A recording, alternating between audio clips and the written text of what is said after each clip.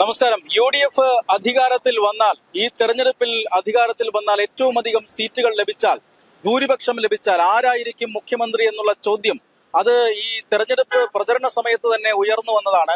അപ്പോഴെല്ലാം കോൺഗ്രസ് നേതാക്കൾ പറഞ്ഞിരുന്നത് അത് വലിയ കാര്യമൊന്നുമല്ല. ഈ തെരഞ്ഞെടുപ്പ് ഫലപ്രഖ്യാപനം വന്ന് ഭൂരിപക്ഷം കോൺഗ്രസിന് അല്ലെങ്കിൽ UDF-നാണ് എങ്കിൽ 24 മണിക്കൂറിനകം കോൺഗ്രസ് മുഖ്യമന്ത്രിയെ തീരുമാനിക്കുമെന്നായിരുന്നു.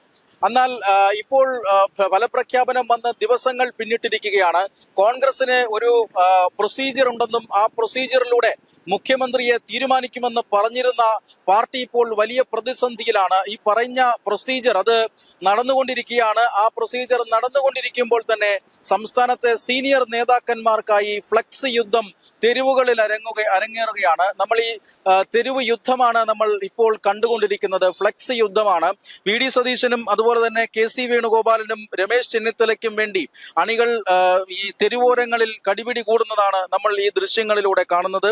അതായത് കഴിഞ്ഞ ദിവസം മുതൽ തന്നെ VD സതീശനും അതുപോലെ KC വേണുഗോപാലിനും രമേശ് ചെന്നിത്തലയ്ക്കും വേണ്ടി ഫ്ലക്സുകൾ അണിനിരന്നിരുന്നതാണ്. കഴിഞ്ഞ ദിവസം പ്രകടനം നടന്നിരുന്നു. സംസ്ഥാനത്തിന്റെ പല ഭാഗങ്ങളിലും VD സതീശനെ അനുകൂലിച്ചുകൊണ്ടുള്ള പ്രകടനം നടന്നിരുന്നു. നാച്ചുറൽ ചോയ്സ് എന്ന മുദ്രാവാക്യം അല്ലെങ്കിൽ അങ്ങനെ ഒരു ക്യാപ്ഷൻ ഉയർത്തിക്കൊണ്ടാണ് VD അനുകൂലികൾ സംസ്ഥാനത്ത് ഫ്ലക്സുകൾ നിറയ്ക്കുന്നത്. എന്നാൽ ഇന്നലെ നടന്ന പ്രകടനത്തിൽ, തിരുവനന്തപുരത്ത് നടന്ന പ്രകടനത്തിൽ, തിരുവനന്തപുരത്തെ സെക്രട്ടേറിയറ്റിന് സമീപം KC അനുകൂലികളുടെ ഫ്ലക്സ്, ആ ഫ്ലക്സ് അടിച്ച് തകർത്തിരുന്നു. ഇത് വലിയൊരു പ്രകോപനമാണ് സൃഷ്ടിച്ചിരിക്കുന്നത് KC ക്യാമ്പിൽ എന്ന കാര്യമാണ് ഏറ്റവും പ്രധാനപ്പെട്ട കാര്യം. ഈ ഫ്ലക്സ് അടിച്ചു തകർത്ത്, നമ്മൾ ഈ ദൃശ്യങ്ങളിൽ കാണുന്ന ഫ്ലക്സ് ആണ് അടിച്ചു തകർത്തത്. പകരം അവിടെ പട നയിച്ചവൻ നാട് നയിക്കട്ടെ എന്ന ബാനർ VD അനുകൂലികൾ ഉയർത്തുകയും ചെയ്തിരുന്നു.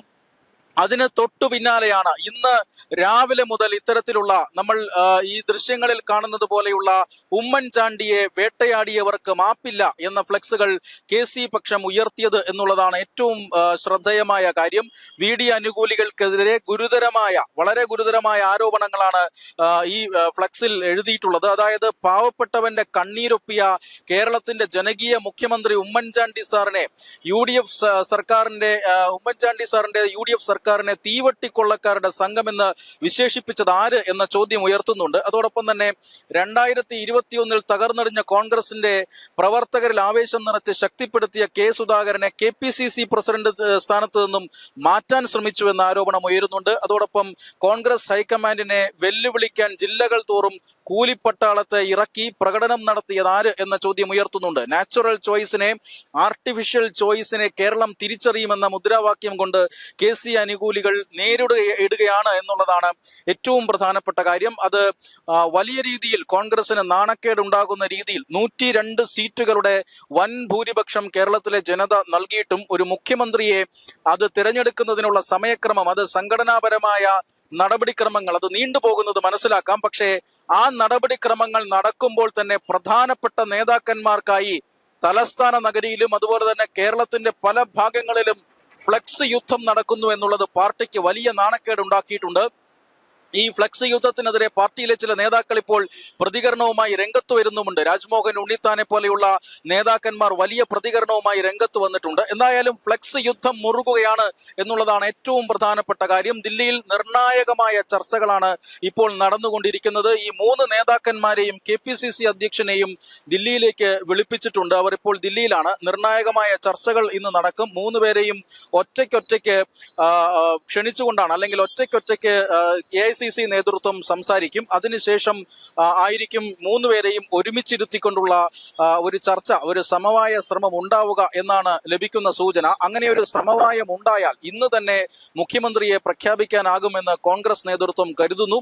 അതല്ല, ആ സമവായം ഉണ്ടായില്ല എങ്കിൽ വീണ്ടും AICCയുടെ തീരുമാനമുണ്ടാകും. AICCയുടെ തീരുമാനത്തിന് വേണ്ടി മറ്റൊരു യോഗം ചേരും. ആ യോഗത്തിന് ശേഷം AICC സംസ്ഥാനത്തെ മുഖ്യമന്ത്രിയെ പ്രഖ്യാപിക്കും എന്നാണ് ലഭിക്കുന്ന സൂചന. എന്തായാലും പാർട്ടിയിൽ വലിയ രീതിയിലുള്ള വിഷയങ്ങൾ അല്ലെങ്കിൽ വലിയ ചർച്ചകൾ ഇപ്പോൾ അത് ഉയർത്തിവിട്ടിട്ടുണ്ട്.